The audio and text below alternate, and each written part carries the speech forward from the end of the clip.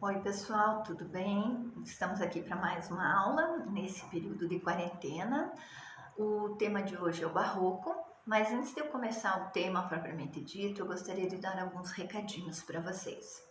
Eu coloquei na plataforma digital o gabarito das atividades da semana passada, corrigi uma a uma, seja no e-mail, seja na plataforma, e eu gostaria que vocês fossem dar uma olhadinha lá, porque algumas questões que estavam erradas, incoerentes ou confusas, eu fiz uma observação em vermelho e eu gostaria que vocês olhassem. Quem estava com a atividade correta, eu só coloquei atividade conferida, certo? Atividade verificada.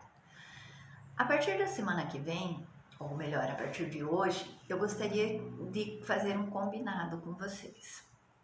Para minha organização pessoal, tá, gente? Como vocês sabem, eu dou aula para o colégio inteiro e às vezes se torna confuso receber tantos trabalhos em 3 plataformas diferentes, né? Eu estou recebendo trabalhos por WhatsApp, por e-mail e na plataforma digital da Senec Digital. Então eu gostaria que todas as semanas, a partir de agora, quando vocês fizessem a tarefa, a atividade solicitada, que vocês colocassem um post, criassem um post e colocassem atividade realizar anexada via WhatsApp, atividade anexada via e-mail. Indiquem a forma como vocês anexaram a atividade para comprovação de frequência e para facilitar a minha vida na hora de organizar os arquivos, certo? Na semana que vem, nós teremos aula ao vivo. Eu vou mandar o link com o convite para vocês da videoconferência e na aula que vem eu farei uma revisão para a prova que será dia 28 no portal Alexandria. Então, vejam bem, deem uma olhada na matéria do Renascimento e do Barroco. Se vocês tiverem dúvidas, aproveitem a oportunidade para esclarecer as dúvidas para que a gente tenha um bom resultado na prova também, certo? No final desse vídeo eu vou explicar um pouco mais sobre a atividade de hoje, tá?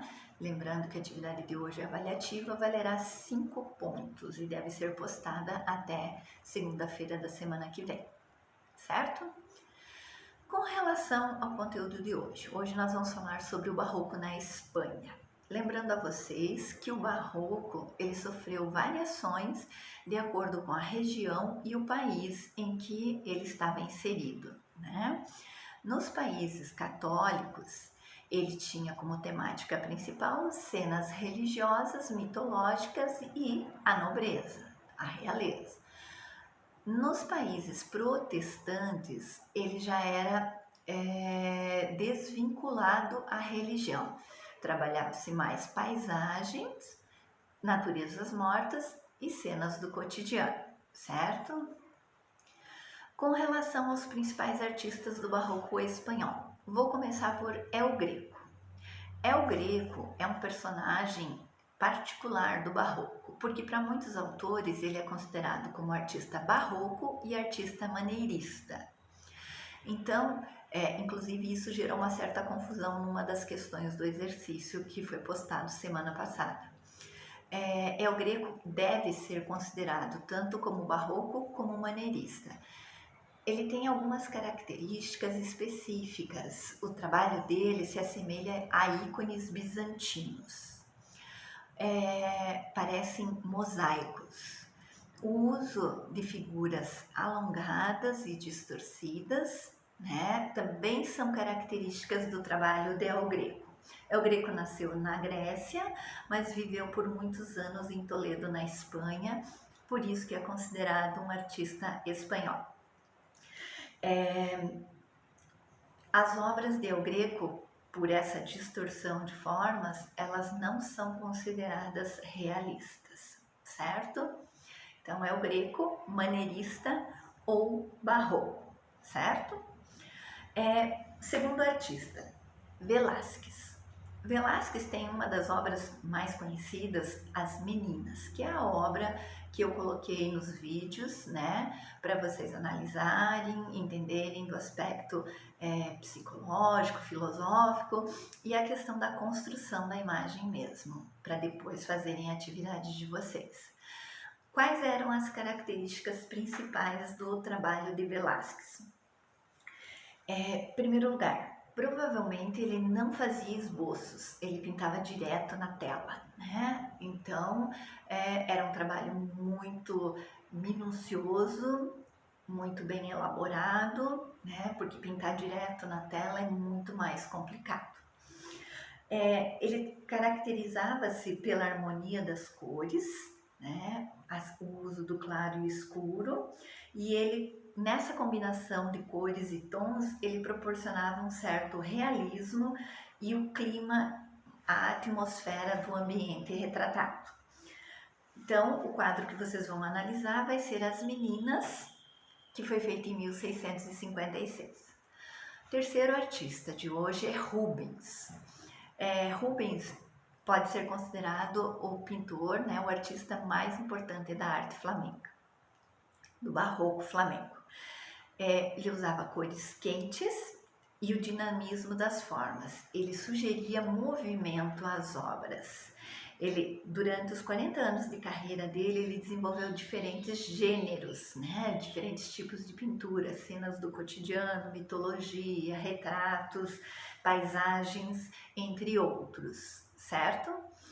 A questão do movimento, então, é o que destaca o trabalho do Rubens, certo? Quarto artista, Frans Hals. Frans Hals, ele retratava principalmente pessoas, então ele era um artista de retratos. Só que os retratos de Frans Hals, eles não eram apenas o aspecto físico da pessoa retratada, ele tentava também passar o aspecto emocional da pessoa retratada. Ele usava contrastes violentos de luz e sombra, né? A questão da sombra feita com a própria cor, não era uma sombra feita em preto, justamente para ressaltar a questão da emotividade nas suas obras, certo? Mas ele tinha uma iluminação equilibrada e segura em seus trabalhos. E finalmente, por hoje, Rembrandt, que escreve Rembrandt, mas fala Rembrandt. O Rembrandt, ele é conhecido pela grande quantidade de autorretratos que ele fez. Ele fez cerca de 100 autorretratos. Ele era extremamente detalhista em suas obras, ele trabalhou também com gravuras em metal, usava e abusava da luz e da sombra, o contraste claro e escuro. Também usava sombras coloridas em seus trabalhos e transmitia a emoção através de efeitos sugestivos, certo? Então, pessoal, os artistas de hoje são esses. Com relação à atividade de hoje, vocês vão ver um vídeo que eu coloquei sobre metalinguagem. O que seria essa metalinguagem?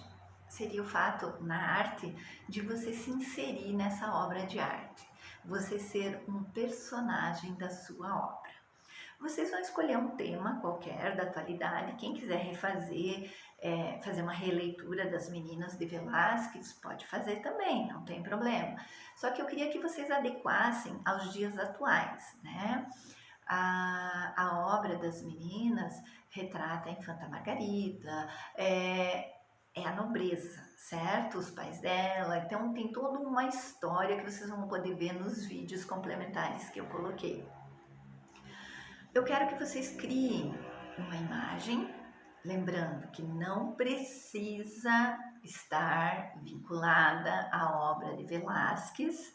A obra de Velázquez é apenas um exemplo de metalinguagem em que vocês se insiram nessa obra, tá? Eu poderia citar alguns exemplos, como as invenções de Hugo Cabret, né? Quem assistiu o filme e lembra que eu falei no 9º ano, era a questão da história do cinema, né?